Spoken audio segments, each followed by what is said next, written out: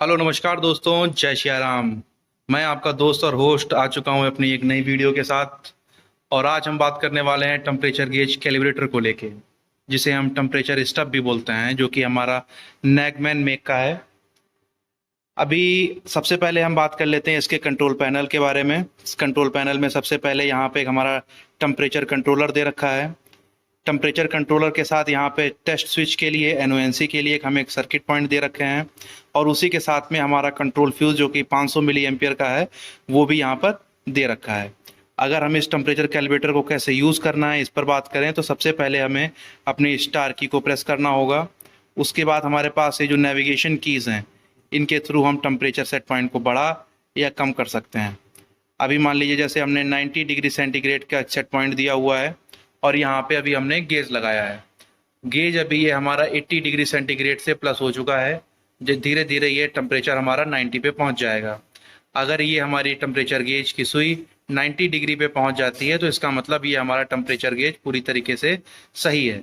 अगर ये 90 पे ना पहुँचकर 80, 70 या कहीं किसी और डिग्री सेंटीग्रेड पर अगर हमारा ये इंडिकेशन दे रहा है तो उस केस में हमें इस टेम्परेचर गेज को ओपन करके उसको रिपेयर करना पड़ेगा। उसके बाद हम इसी नैगमैन कैलिब्रेटर के थ्रू उसको कैलिब्रेट भी कर सकते हैं। तो अभी हम इसके पावर सर्किट के बारे में जान लेते हैं। तो सबसे पहले ये हमें एक पावर कॉर्ड लगाना होता है जो कि हमारा 240 वोल्ट पे काम करेगा। उसके साथ साथ यहाँ पे एक ट्रांसफार्मर फ्यूज दे रखा है जो कि हमारा 500 मिली एम्पियर का है। और इसी के साथ हमें हीटर फ्यूज दे रखा है जो कि 6.3 एम्पियर या 12 एम्पियर का है।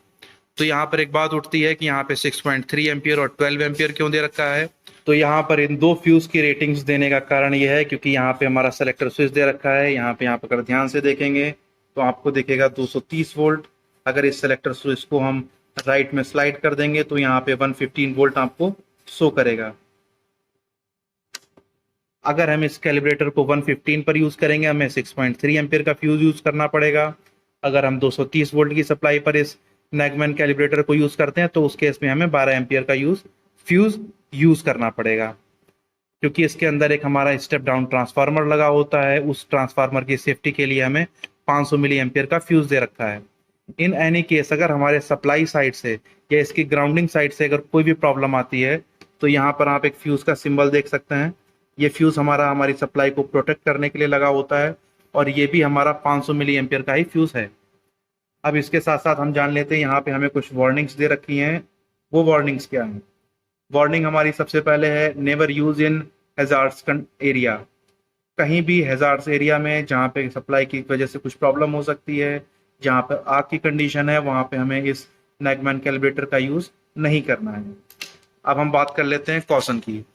जिस तरीके से हमें कोई भी डिवाइस या कोई भी अप्लायंसेस को यूज करने से पहले उसके मैनुअल को रीड करने की सलाह दी जाती है, उसी तरीके से यहाँ पर भी सबसे पहला पॉइंट हमें मैनुअल को ही रीड करने के लिए बोला जा रहा है।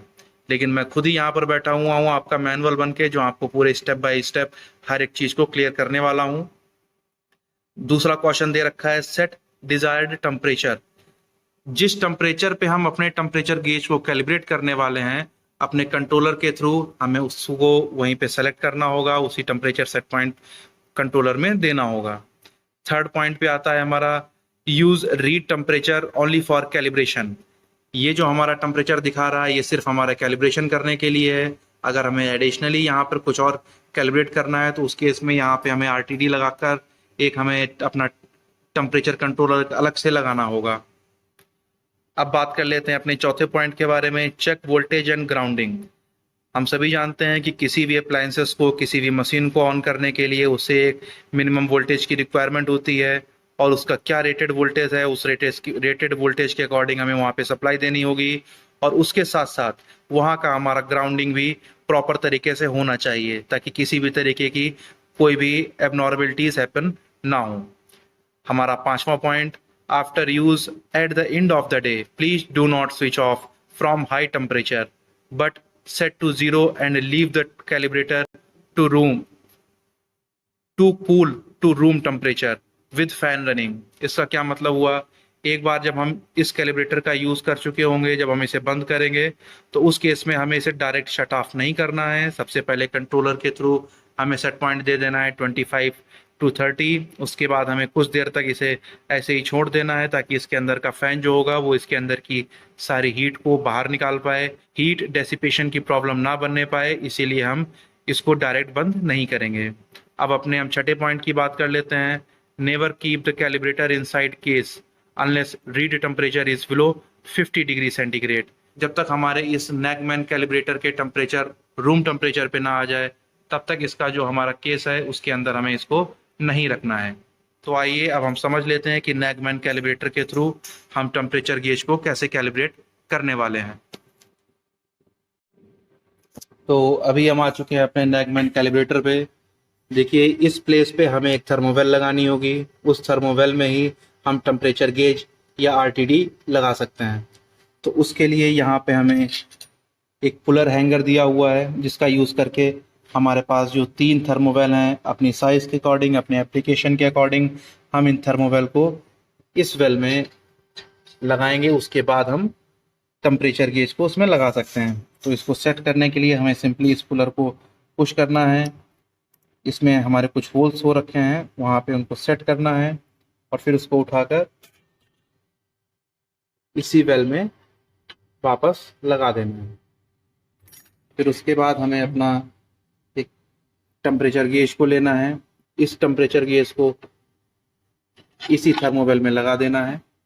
उसके बाद हम यहाँ से जो हमारा टेम्परेचर कंट्रोलर है यहाँ से हम अपना टेम्परेचर सेट करेंगे और उसी के अकॉर्डिंग हमारा जो गेज है वो हमारा वर्क करना चाहिए।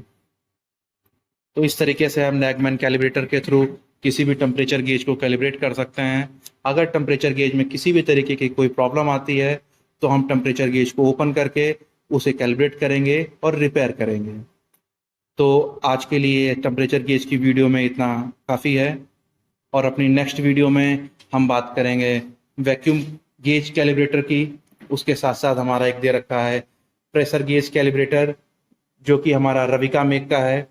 आने वाले टाइम पे हम इस पर भी अपनी एक वीडियो लेकर आएंगे।